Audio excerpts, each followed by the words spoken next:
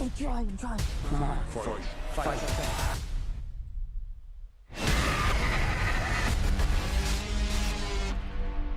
Chaos Walking was directed by Doug Liman, the man who did Edge of Tomorrow, and it also stars Tom Holland, Daisy Ridley, and a bunch of other people. Like, seriously, there's a fuck ton of people in this movie. In a dystopian world where there are no women and all living creatures can hear each other's thoughts in a stream of images, words, and sounds called noise. There's already a lot of history with this film. This film was supposed to come out 2 years ago, March 2019, but it got delayed because of a bunch of reshoots. Tom Holland broke his nose, he almost drowned, so there's a lot of red flags going into this film. And hearing all the issues they had with production, I will say that Chaos Walking wasn't as bad as I thought it was going to be.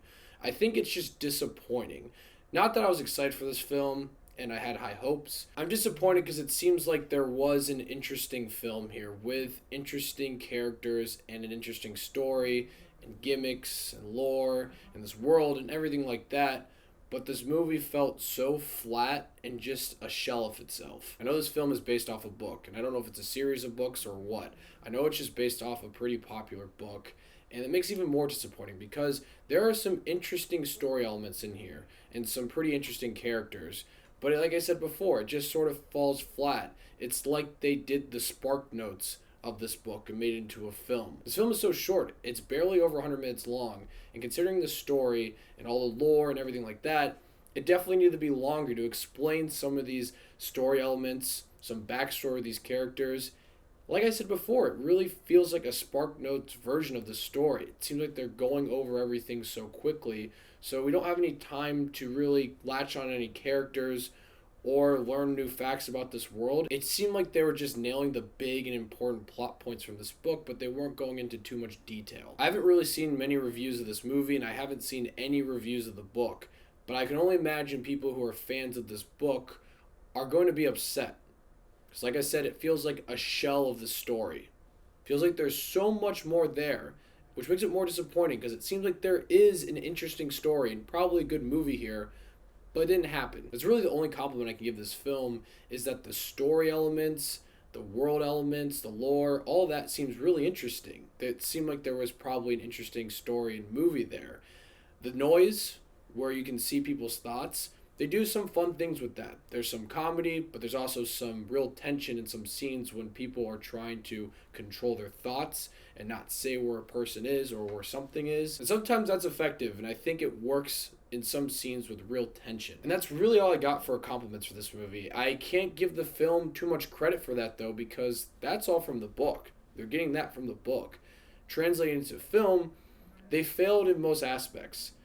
And I'm disappointed how this film was directed by Doug Liman. I think Edge of Tomorrow is one of the most underrated science fiction movies ever. The direction in this movie is just so stale and blah. The action sequences are not exciting at all, and there's just no visual flair anywhere on screen. And I know I said before they do some cool things with the noise, but most of the time, anytime the noise was happening around these male characters, I would get nauseated, a headache, anxiety, because it was just too much sometimes.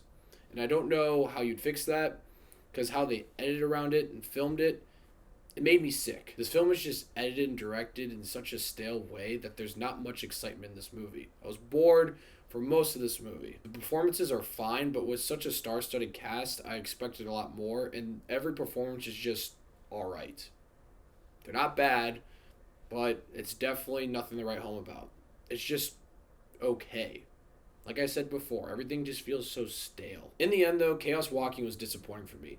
Not because I was excited for this film, but because after watching it, it seemed like there was a good story and good film somewhere, but they made all the wrong decisions. The only good parts about this film is from the story, but you had to give the writers credit for that, the writers of the book, not really the film for that. The direction and the editing and the performances here were just so stale. It seemed like no one really cared to bring anything unique or different to this film. Everything just felt so blah. The style of directing and editing for this film made me sick.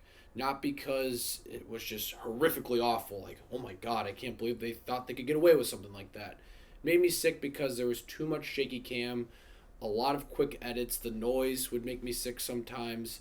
And to be honest, by the time the credits were rolling, I was happy it was over. I'll give Chaos Walking 4 Davy Daves. I don't recommend watching this film, but I'm pretty sure you can only see it in theaters. And go support theaters.